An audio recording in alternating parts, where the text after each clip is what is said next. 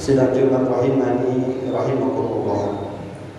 Alhamdulillah, segala puji bagi Allah Subhanahu wa taala yang telah melimpahkan begitu banyak nikmat dan karunia-Nya kepada kita.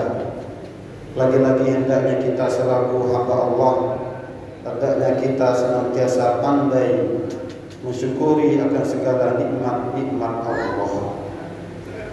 Tak lupa pada yaumul Jum'ah ini, hari yang sangat mulia ini, hendaknya kita tidak lupa untuk kita membaca ataupun memperbanyak salawat kepada baginda Rasulullah sallallahu alaihi wasallam. Allahumma sholli ala Muhammad wa ala ali Muhammad. Barang siapa yang bersalawat kepadaku, kata Nabi, maka Allah Ta'ala akan bersalawat kepadanya sebanyak 10 kali. Salawatnya Allah kepada hamba-hambanya yang bersalawat kepada Nabi, yakni berupa kebaikan-kebaikan dari Allah yang ia tidak tahu seperti apa kebaikan yang Allah Ta'ala berikan. Bisa berupa rahmat, bisa berupa keberkahan, bisa berupa rizki yang halal thayyib, dan lain sebagainya. Jemaah dimuliakan Allah Subhanahu wa Ta'ala, bersyukurlah kita karena Allah Ta'ala telah menurunkan satu kitab yang ia menjadi petunjuk dan pedoman bagi kita di dalam kita menjalani kehidupan ini. Dan kita meyakini bahwasanya Allah Ta'ala telah memberikan seluruh solusi atas problematika kehidupan umat manusia di dunia ini. Kita ambil saja firman Allah dalam surah An-Nisa ayat 26. Bagaimana Al-Quran itu telah menjelaskan segala macam hal. Yuridullahu bainakum wa yahdiyakum sunanal ladzina min qablikum wa yatuba 'alaikum. Allah alim hakim. Allah telah memberikan, menunjukkan, menjelaskan keterangan-keterangan kepada kalian. Bayyinah, bayan-bayan yang ia menjadi petunjuk, pedoman bagi kalian dalam melaksanakan seluruh apa yang telah Allah Ta'ala perintahkan dan apa yang telah ia larang di dalam kehidupan ini. Dan Allah juga telah menjelaskan jalan-jalan syariatnya termasuk umat-umat terdahulu. Jadi Al-Quranul Karim hendaknya kita yakini, dan memang seperti itu adanya. Allah Ta'ala telah melengkapi seluruh petunjuk-petunjuknya di dalam Al-Quranul Karim. Dalam surah An-Nahl 89 lebih tegas lagi Allah Ta'ala berfirman, wa nazzalna 'alaikal kitaba tibyanan likulli syai'.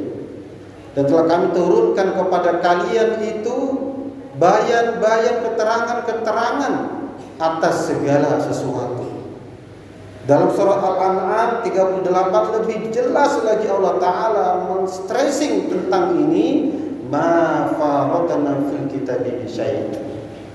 Tidaklah kami alpakan sesuatu pun atas segala sesuatu itu di dalam Al-Quran Karim. Jamaah dimuliakan Allah SWT. Berbicara agama kita, pokok ajaran agama ini selain berbicara tentang akidah,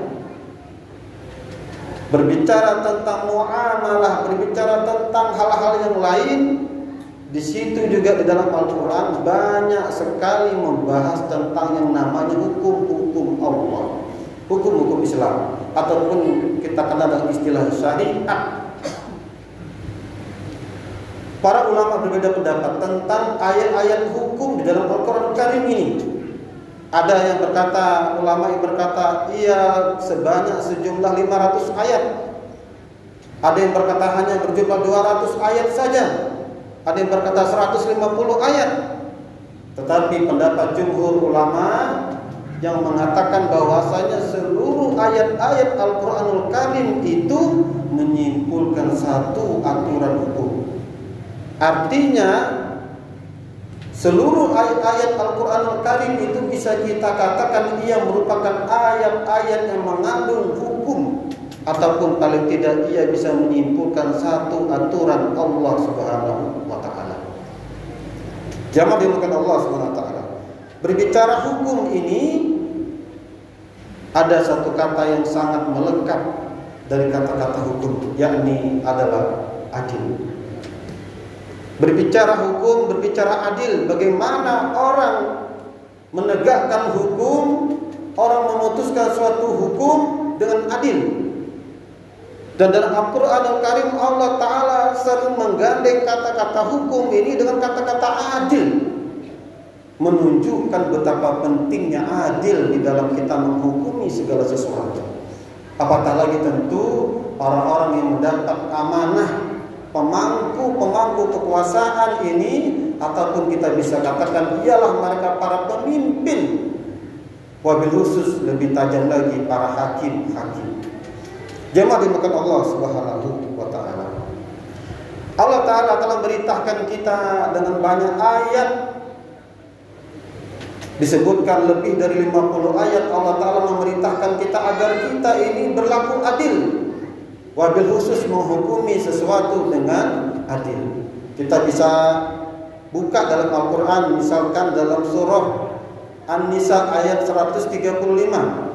Allah Ta'ala berfirman, a'udzubillahi minasyaitonirrajim, ya ayyuhalladzina amanu kunu qawwamina bil qisti syuhada'a lillah walau ala anfusikum awil walidaini wal aqrabin ila ayat. Allah Ta'ala, wahai orang yang beriman, jadilah kalian itu penegak-penegak keadilan dan menjadi saksi-saksi karena Allah Ta'ala. Baik kalian itu kepada diri kalian sendiri, adil kepada diri kalian sendiri, adil kepada orang tua kalian, maupun terhadap karib kerabat kalian. Teringatlah kita akan sebuah kisah yang sangat masyhur. Sebagaimana pada suatu waktu pada zaman Nabi Muhammad SAW, ketika beliau masih hidup, ada pernah satu kejadian, ada salah seorang perempuan dan anak dari pemuka kaum ketika itu, ia mencuri. Dia kedapatan mencuri. Maka berdasarkan hukum Islam ketika itu, setiap yang mencuri akan dipotong tangannya. Maka sampailah berita ini kepada keluarga besar dari perempuan ini. Maka ada salah seorang dari keluarga itu menghadap kepada Usamah, yang mana Usamah bin Zaid ini merupakan salah seorang sahabat yang sangat dikasihi oleh Nabi, melobi Nabi, meminta agar ia menghubungi Nabi, melobi Nabi agar tidak jadi hukuman ataupun diperingan hukuman tersebut. Apa kata Nabi? Seandainya anakku Fatimah binti Muhammad mencuri, maka pasti akan kupotong tangannya. Ini namanya adil. Walau ala anfusikum awil walidain wal aqrabin. Jadi adil ini hendaknya kita kita lakukan kepada setiap individu. Ada orang yang adil, tetapi ketika ia menimpa keluarganya dijaga. Tidak dilakukan, diberi hukuman yang sama. Nabi kita yang kita cintai telah memberi contoh, jikalau ada yang melanggar hukum, hendaknya siapapun dia mendapatkan perlakuan yang sama, adil, tidak tajam ke bawah, tumpul ke atas. Jangan dilupakan Allah Subhanahu wa taala. Adil juga ini hendaknya menjadi patron bagi kita di dalam menetapkan suatu perkara ataupun suatu hukum. Kita baca dalam surah Al-Maidah ayat 8, Allah Ta'ala berfirman, ya ayyuhalladzina amanu kunu qawwamina lillahi syuhada' wa la yajrimannakum syana'anu qaumin 'ala alla ta'dilu i'dilu waqrabu littaqwa wattaqullaha innallaha khabirum bima ta'malun. Wahai orang-orang yang beriman, kata Allah Ta'ala, jadilah kalian itu penegak-penegak keadilan dan menjadi saksi karena Allah Ta'ala. Janganlah kebencian kalian kepada suatu kaum itu menyebabkan kalian berlaku tidak adil kepada mereka. Jemaah dibutuhkan Allah SWT. Luar biasa ayat ini. Ada orang yang bisa berlaku adil, tapi bukan kepada dirinya, tidak kepada keluarganya. Dia bisa menghukumi orang lain yang di luar dari sukunya, dari kelompoknya. Ketika ia menimpa kelompoknya, maka ia jaga. Jangan sampai kebencian kita kepada suatu kaum, walaupun mereka berbeda agama, walaupun mereka berbeda ras, golongan bagi kita. Ketika berbicara hukum, hendaknya kita berlaku adil. Lebih tajamnya lagi Allah Ta'ala berfirman dalam surah An-Nisa ayat 58. A'udzubillahi minasyaitonirrajim. Innallaha ya'murukum an tu'addul amanati ila ahliha wa idza hakamtum bainan nas an tahkumu bil 'adl innallaha ni'ma ya'izukum bih innallaha kana sami'an basira. Allah Ta'ala telah merintahkan kalian agar kalian itu melaksanakan amanat kepada yang berhaknya, menunaikan amanah. Dan apabila kalian menghukumi perkara di antara manusia, hendaknya antahkumu bil 'adl. Allah Ta'ala menyebutkan agar ketika kita menghukumi perkara manusia, bukan hanya muslim saja, antahkumu bil 'adl. Hendaknya kita berlaku ataupun menghukumi dengan adil. Ingatlah kita sebuah kisah yang sangat luar biasa. Ketika pada masa Khalifah Umar bin Khattab, ketika gubernur Mesir Amr bin Al-As ingin membangun sebuah masjid yang besar di Mesir ketika itu, di Kairo ketika itu, ada salah satu tanah milik seorang Yahudi yang mendapatkan imbas dari perluasan masjid tersebut. Gubernur Amr bin As mengatakan, tetap kita ambil tanah itu, kita ganti. Tapi si Yahudi ini tidak mau. Tetapi ini sebuah perintah gubernur, tidak bisa dilawan. Akhirnya dia melihat, saya akan menyampaikan ini kepada Khalifah Umar bin Khattab. Berjalanlah Yahudi ini menuju Madinah. Tidak terbayang berapa lama perjalanannya. Sampailah ketika ia bertemu dengan Umar bin Khattab, menyampaikan peristiwa itu. Umar menggaris di sebuah tulang yang putih, menggaris sebuah garis lurus, berikan kepada gubernur. Ketika sampai tulang ini, sampailah ke tangan Amr bin As, gubernur Mesir. Ketika itu gubernur Mesir itu gemetar badannya. Jemaah dimakan Allah Subhanahu wa taala. Antahkumu bil 'adl ini, hendaklah kalian berlaku adil. Wa idza hakamtum bainan nas, termasuk kepada orang yang tidak memeluk agama kita sekalipun, hendaknya kita berlaku adil di dalam menghukumi perkara-perkara mereka. Jangan dimakan Allah Subhanahu wa taala. Teringat juga kita kisahnya Ali bin Abi Thalib. Dan banyak sekali kisah-kisah yang seperti ini menunjukkan betapa indahnya adil di dalam Islam ini. Adil ini bukankah kata-kata yang sangat dirindukan setiap kita? Kata-kata yang mudah kita ucapkan tetapi mahal di negeri ini. Kita bisa melihat apakah kita sudah mendapatkan perlakuan yang adil di negeri ini. Masih banyak sekali. Tentu kita semua merasakan masih ada perlakuan-perlakuan yang tidak adil. Walaupun tentu kita melihat masih banyak penegak hukum kita yang adil, para hakim-hakim yang adil. Jemaah dimakan Allah Subhanahu wa taala. Ada ayat yang hampir sama lagi dengan ayat surah An-Nisa 58 ini, yang sering didengar oleh setiap jamaah Jumat, yakni surah Al-Nahl ayat 90. Innallaha ya'muru bil 'adli wal ihsan wa ita'i dzil qurba wa yanha 'anil fahsya'i wal munkari ya'idukum la'allakum tadhakkarun. Sama, sesungguhnya Allah Ta'ala telah merintahkan kalian itu berlaku adil dan berbuat baik dan lain-lain sebagainya. Jemaah dimakan Allah Subhanahu wa taala. Jadi perkara adil ini merupakan perkara yang sangat penting dalam kehidupan kita. Baik di dalam rumah tangga kita, bagaimana seorang bapak berlaku adil kepada anak-anaknya.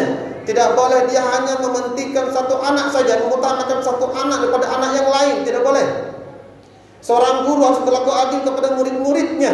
Tidak boleh memperlakukan murid yang lain, diistimewakan yang lain, tidak diberi tempat yang sama. Seorang direktur, seorang pimpinan perusahaan harus berlaku adil, harus berlaku yang sama terhadap karyawan ataupun pegawai-pegawainya. Apatah lagi seorang hakim, seorang aparat penegak hukum, baik di kepolisian, di kejaksaan, apalagi hakim, hendaknya mereka berlaku adil di dalam memutuskan suatu perkara. Tidak hanya sekedar membela yang bayar, tidak hanya sekedar membela apatah lagi itu golongannya.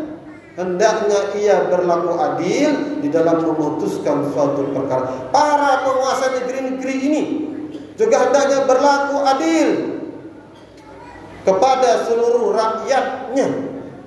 Jangan hanya ketika itu menimpa keluarganya maka tidak diberlakukan hukumnya. Tidak boleh tidak adil, karena Allah Ta'ala sangat membenci orang yang berlaku tidak adil itu. Lawan dari kata adil adalah berat sebelah, timpang. Ia juga antonimnya adalah orang yang berbuat zalim. Dan Allah Ta'ala sangat membenci orang yang berlaku zalim ataupun berlaku tidak adil. Dalam hadis qudsi Nabi kita bersabda, Allah Ta'ala berfirman, ya ibadi, wahai hamba-hambaku, kata Allah Ta'ala, inni haramtu zulma ala nafsi fala tadzalamu. Wahai hamba-hambaku, sungguh telah aku haramkan diriku berlaku zalim, maka janganlah kalian itu berlaku zalim kepada sesama kalian. Semoga kita yang hadir pada Yaumul Jum'ah ini, pada ibadah Jumat kali ini, bisa memperbaiki diri kita, memperbaiki amal soleh kita. Termasuk hendaknya kita berusaha bagaimana kita bisa berlaku adil, baik kepada diri kita sendiri, termasuk diri kita sendiri. Bukankah tubuh kita juga harus kita tempatkan dengan secara adil? Tubuh kita juga harus istirahat. Tidak boleh kita paksa bekerja terus menerus. Adil kepada tubuh kita sendiri, adil kepada diri kita sendiri, adil kepada keluarga kita, dan adil ini menempati seluruh perkara ataupun urusan dalam kehidupan kita. Semoga wabil khusus para pemimpin negeri kita, para pemangku amanah-amanah kekuasaan di negeri ini, para aparat penegak hukum ini bisa berlaku adil dalam memutuskan suatu perkara, dan Allah Ta'ala akan menyiapkan satu derajat yang tinggi. Bahkan Allah Ta'ala akan memberikan satu naungan yang ia tidak berikan kepada kelompok-kelompok yang lain. Dan yang pertama kali mendapatkan naungan yang tiada naungan selain naungan ini, yakni akan diberikan kepada imamun adil, pemimpin yang adil, hakim yang adil. Semoga kita semua bisa berlaku adil kepada siapapun, dan semoga keadilan bisa kita dapatkan di negeri ini. Para pemimpin kita bisa berlaku adil sehingga terciptalah keadilan yang merata di seluruh negeri kita. Dan terakhir, sungguh bijak para founding father kita. Pancasila, ada dua kata adil yang termaktub di dalam Pancasila kita, kemanusiaan yang adil dan beradab. Dan terakhir, keadilan sosial bagi seluruh rakyat Indonesia. Betapa para pembangun negeri kita ini, pendiri negeri kita ini, sangat memahami pentingnya kata-kata adil ini. Sehingga semoga tidak hanya sekedar ini kata-kata yang sangat mahal di negeri ini, tetapi kita bisa merasakan di dalam kehidupan kita yang nyata. Amin amin ya Allah ya Rabbal alamin. Barakallahu li wa lakum fil Qur'anil azim. Wa nafa'ani wa iyyakum bima fihi minal ayati wa dzikril hakim. Taqabbal minkum tilawatahu innahu huwal ghafurur